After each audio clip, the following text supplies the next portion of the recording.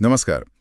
आजकल हम सब देख रहे हैं अपने आसपास भी कि कैसे बच्चे टीनेजर्स वो इंस्टाग्राम, स्नैपचैट, रील्स इसी दुनिया में एकदम डूबे हुए हैं। हाँ बिल्कुल। और कई तो मतलब रातों रात स्टार बनने के सपने भी देख रहे हैं। सही कहा।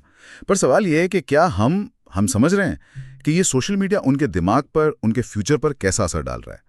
आज हमारे पास एक लेख है, टाइटल है सोशल मीडिया बच्चों के भविष्य पर खतरा। तो आज हम इसी पर थोड़ी गहराई से बात करेंगे, समझने की कोशिश करते हैं कि ये कैसे चुपचाप उनके आने वाले कल को शायद बदल रहा है। हम्म। लेख में एक बात जो मुझे काफी चौंकाने वाली लगी वो ये कि कैसे 14-15 साल के बच्चे लाखों फॉलोअर्स बनाने की धुन में लगे। हाँ, ये बहुत कॉमन हो गया। ऐसा लगता है जैसे असली दुनिया की पहचान उससे ज्यादा जरूरी वर्चुअल दुनिया की पहचान हो गई है। सही बात है। और वो तुलना बहुत करते हैं आपस में। हाँ, वही जैसे लेख में भी था कि मेरे पास लेटेस्ट फोन नहीं तो मैं कामयाब नहीं, या उसके ज्यादा लाइक्स हैं। बिल्कुल। और ये जो लाइक्स और कमेंट्स है ना, ये सिर्फ तारीफ नहीं रह गए हैं। अच्छा। ये उनके आत्मसम्मान, उनके सेल्फ वर्थ का एक तरह से पैमाना बन गए हैं। लेख भी यही इशारा करता है। मतलब ये सिर्फ बाहरी दिखावा नहीं है, ये उनके अंदर तक असर कर रहा है। हाँ बिल्कुल। ये उनके दिमाग के रिवॉर्ड सिस्टम को कहीं ना कहीं बदल रहा है। वो बाहरी वैलिडेशन, मतलब दूसरों की मंजूरी, वो धीरे धीरे खुद की कीमत आंकने का तरीका बन जाती है। हाँ। और चिंता की बात यह है, जो लेख भी कहता है, कि ये सिर्फ आदत नहीं है, ये एक लत का रूप ले रही है। लत? जैसे जैसे सुबह उठते ही पहला काम फोन चेक करना, रात को सोने से ठीक पहले तक स्क्रीन पे नजरें गड़ाई रखना। ओ, तो ये सिर्फ टाइम वेस्ट नहीं है, ये उससे कहीं ज्यादा सीरियस है। लेख में शायद डोपामाइन का नशा कहा गया है।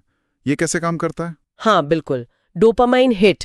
लेख के अनुसार हर नई रील, हर नोटिफिकेशन वो दिमाग को एक छोटा सा इनाम देता है। अच्छा। उससे थोड़ी देर की खुशी मिलती है और फिर और ज्यादा देखने की तलब लगती है, बिल्कुल वैसे ही जैसे किसी दूसरे नशे में होता है। बाप रे। और नतीजा, जो जरूरी आदतें हैं जैसे पढ़ना, कुछ क्रिएटिव करना, वो सब पीछे छूट रहा है। हाँ, क्योंकि एक रील देखते देखते कब घंटों निकल जाते हैं पता ही नहीं चलता। बिल्कुल। हाँ। वो एंडलेस स्क्रॉलिंग है। ये वाकई सोचने वाली बात है, और इसका सीधा असर फिर उनकी मेंटल हेल्थ पर भी तो पड़ रहा होगा ना। हाँ निश्चित रूप से।